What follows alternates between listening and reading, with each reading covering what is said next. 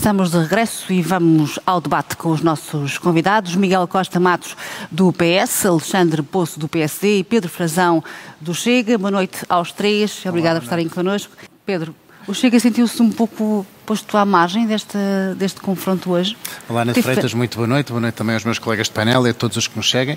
O Chega esteve a assistir de bancada à degladiação do Bloco Central de Interesses, atirando lama para cima uns dos outros e com os números parlamentares que muitas vezes roçaram a teatralidade decadente. Para nós foi extremamente desagradável estar a assistir a este debate durante o dia de hoje, chamando a atenção de que este debate se tornou num debate sobre uma comissão parlamentar de inquérito com gênese no Chega. O Chega, depois da nossa moção de censura, no dia 21 de fevereiro, no dia seguinte, André Ventura fez uma comunicação ao país dizendo: se o Sr. Primeiro-Ministro não quis dar os esclarecimentos que nós pedimos, vamos então avançar para uma comissão parlamentar de inquérito. Na altura, mas está... surgiram mais questões. E quem é que tinha razão? O Chega, porque nós sabíamos que existiam, obviamente, muitas camadas de muitas dimensões, revelado, sabíamos intuitivamente, Miguel, obviamente que não tínhamos acesso a nenhum tipo de informação privilegiada, sabíamos intuitivamente, mas a própria atitude do Sr. Primeiro-Ministro demonstrava que existia alguma coisa a esconder, porque alguém que não tem nada a esconder demonstra os factos, dá os documentos, mostra aquilo que se passa, e de facto isso não aconteceu com o Sr. Primeiro-Ministro, e com o beneplácito do Parlamento, nessa altura, conseguiu passar uma moção de censura. Nós propusemos uma CPI, na altura o PS não acompanhou, mas depois chegou a abrir os olhos e perceber que de facto esta CPI tem uma centralidade totalmente absoluta para a procura da verdade. E eu queria também dizer aqui o seguinte: qual é o medo que Luís Montenegro tem de uma CPI se faz cair o governo só para se conseguir esquivar a uma CPI? Além disso, ele está a analisar mal este caso, porque não se vai escapar da CPI. Fosse ela agora ou fosse ela na próxima legislatura, ela vai acontecer, seja por proposta... Que seja legitimado nas urnas e que isso passe, enfim, fique mais... dissolvido. Mas essas realidades são dissociadas. Uma coisa é a vontade dos portugueses para constituir um governo, para estar à frente dos destinos da nação.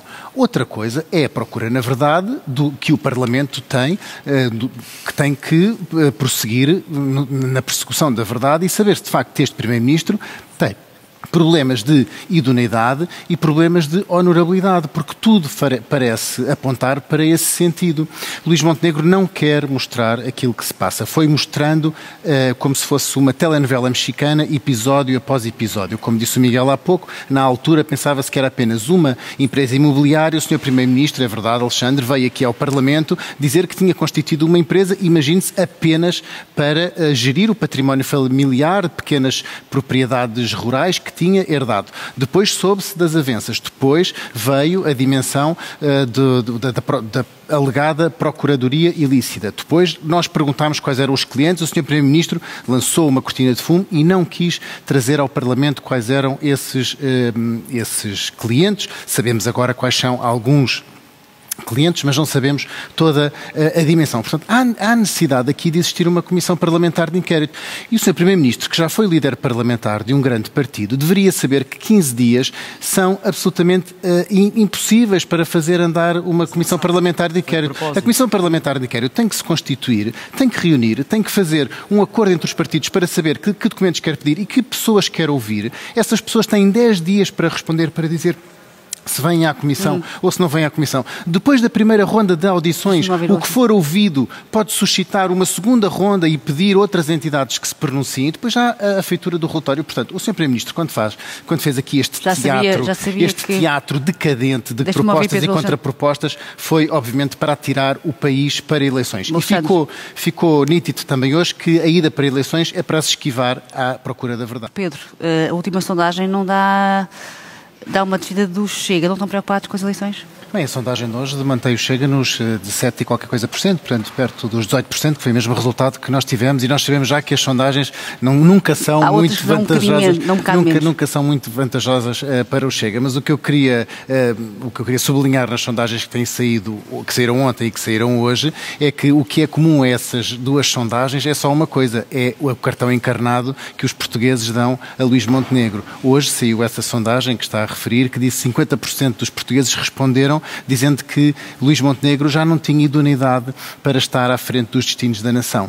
Portanto, Luís Montenegro sabe que está numa situação comprometida, Luís Montenegro sabe que devia dar mais explicações ao país e é por isso que foge delas. Porque o que é que há a esconder? O que é que há a esconder?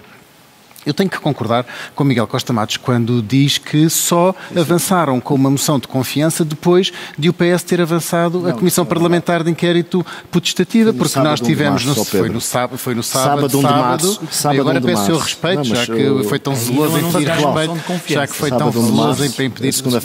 foi tão zeloso em pedir respeito, agora deixa-me também falar.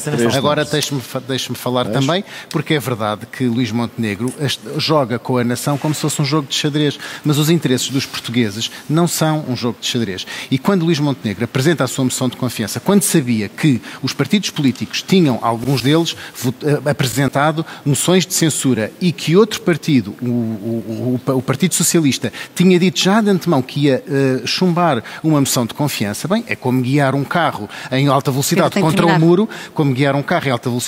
muro, e dizer que a culpa é do muro que não se vai desviar e, portanto, vamos ter um desastre, mas a culpa é do muro que não se vai desviar. A culpa destas eleições é de uma só pessoa, Luís Montenegro.